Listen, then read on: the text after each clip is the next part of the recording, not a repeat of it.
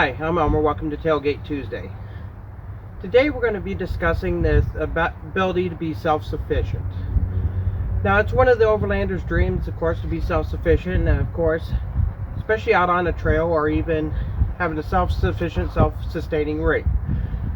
But there are two other places I'm going to touch on today that you can actually do in your life that allows you to be even more self-sufficient. Of course, the first one is being in the mechanical end of your vehicle, and that is learning to work on your own vehicle. Nobody's going to tighten the bolts like you are. Nobody's going to do what you're wanting to do with your vehicle except you.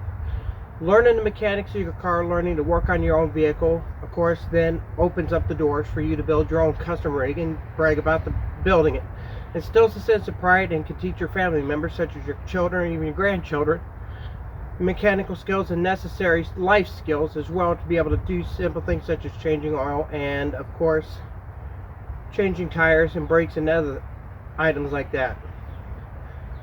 Now, being self-sufficient in that end of it also comes into play of being self-sufficient in your life. Okay, learning to garden. One of the things about gardening that I've learned is to grow my own peppers, which I've learned to make into my own mustards, and actually we could take that with us when we're overlanding, actually on a day trip. And it's not only healthier, but it costs less. I mean, the cost of a pack of seeds is about $1.80, and you wind up getting about $40 worth of foods out of it, just out of one plant, basically. And of course, being self-sufficient with that and being able to grow your own food, being able to grow your own, make your own and can your own kind of, how do I say it, sauces or even your own condiments, you could turn around and make it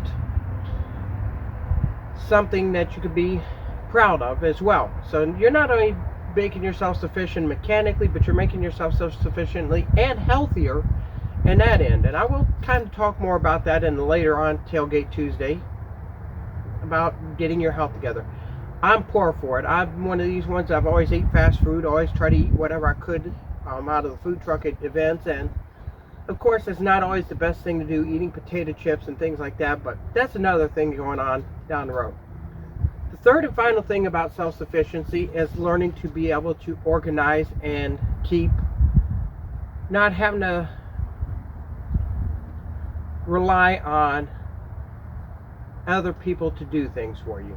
Now, this comes down to being organized, and if you're not organized, you can't be self-sufficient. And self-sufficiency, you're going to rely on others to help you. So, like if your tools aren't organized, and like you can see underneath me here, that I keep my tool burrito with all my tools organized. It's everything I need on here except for my impact driver, which I could just throw in. It's in its own tote, and I can just throw it in the back and get ready to go. We have our own tools, they're organized. We have our own forms and paperwork, our drones, our camera equipment. We always organize it. That way I don't have to turn around and realize that I forgot something, and the next thing you know, I'm asking my partner or one of the guys out on the trail, hey, do you got a battery for my camera? Do you have a SD card? Because the fact is, I know that I have it with me. I know it's organized. I know that I can be self-sufficient. It's kind of something to kind of think about, and of course, how do I say this to you guys? You know, it's something to work for, to strive for. Nobody's perfect. I know we're just getting started in off-roading, but honestly, we've been kind of on the self-sufficient journey for a couple of years now with our other channel, Wave Outdoors and Tactical, and of course, just as a life general purpose as a family. We kind of want to move toward a self-sufficiency, a healthier lifestyle. I'm getting older, and I want to keep enjoying what I'm doing. So, if I'm doing stuff that's going to cause me harm, then I'm going to have to stop those behaviors, and of course, moving forward, making healthier choices, smarter choices, wiser choices, and more budget-friendly choices as well. So, that's about it. And of course, speaking of budgets, join us this week for our, how do I say this? We're going to be doing a thing where we do five Christmas gifts under $50 that you could get your off-roader and or the overlander in your life. And of course, with that, I was going to say stay healthy, stay blessed, and I'll see you out on the trails.